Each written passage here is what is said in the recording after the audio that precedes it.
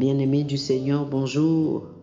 Aujourd'hui, le vendredi, le 4 novembre, le thème de la rhapsodie des réalités est « Baptisé en son nom ».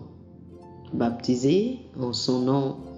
L'écriture ce jour est Matthieu chapitre 28, le verset 19. Matthieu 28, le verset 19 nous dit « Allez, faites de toutes les nations des disciples, les baptisant au nom du Père, du Fils et du Saint-Esprit. » Le pasteur Christ nous dit ceci. Dans le Nouveau Testament, le nom du Père, du Fils et du Saint-Esprit, c'est Jésus. Les apôtres l'ont compris et ont baptisé les gens au nom de Jésus. Dans Actes chapitre 19, Luc raconte la rencontre de Paul avec les 12 hommes à Éphèse qui, comme Apollos, étaient des partisans zélés de l'enseignement de Jean-Baptiste sur la repentance, mais ne connaissaient pas le baptême de Jésus. Après le dialogue de Paul avec eux, la Bible dit « Ils furent baptisés au nom du Seigneur Jésus ». Actes chapitre 19, le verset 5.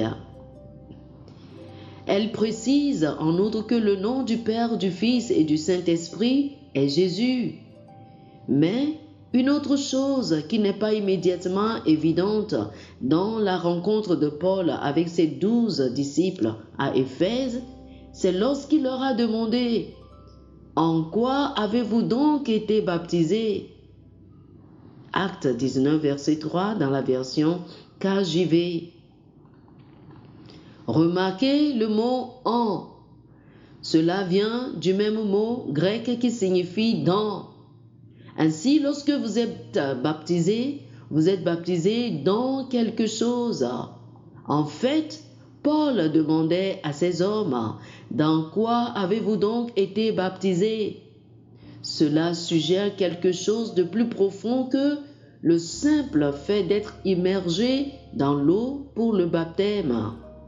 La connotation de ce verset est mieux déchiffrée dans certaines traductions plus récentes, comme la NIV. Il est dit « Après avoir entendu cela, ils furent baptisés dans le nom du Seigneur Jésus. » Lorsque vous êtes baptisé dans l'eau, vous êtes baptisé en Jésus-Christ et pas seulement dans le nom. C'est là toute la signification de ce baptême. En dehors du fait que le ministre qui vous baptise le fait au nom du Seigneur Jésus, ce qui est une partie du processus, la partie la plus significative est que vous êtes en fait baptisé dans le nom du Seigneur Jésus. Le baptême d'eau scelle donc l'aspect légal de votre union avec Christ, comme le dit Romains chapitre 6, du verset 3 au verset 4. Oh, béni soit Dieu. Alléluia. Chers amis, je vous invite à faire cette prière avec moi. Merci Père de nous avoir donné le nom de Jésus afin que nous vivions en lui et par lui.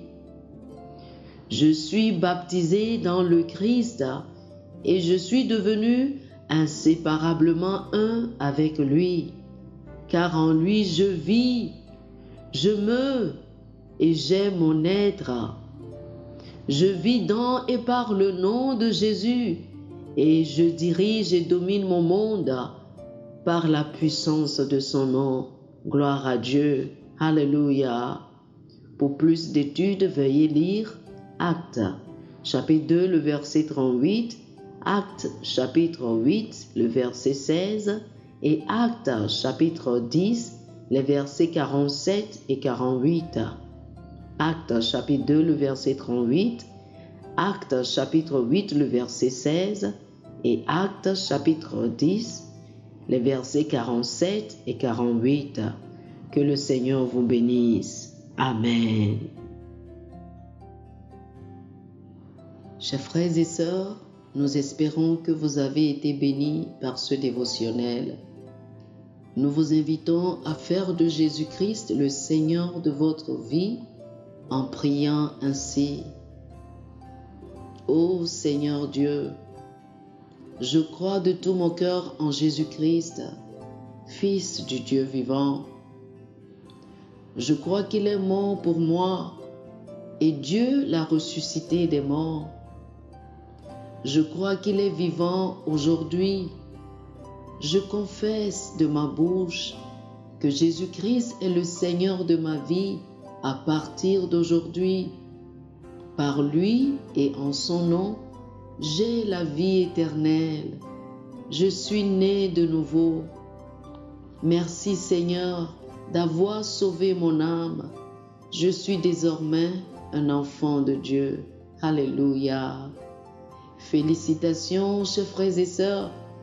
Vous êtes désormais un enfant de Dieu.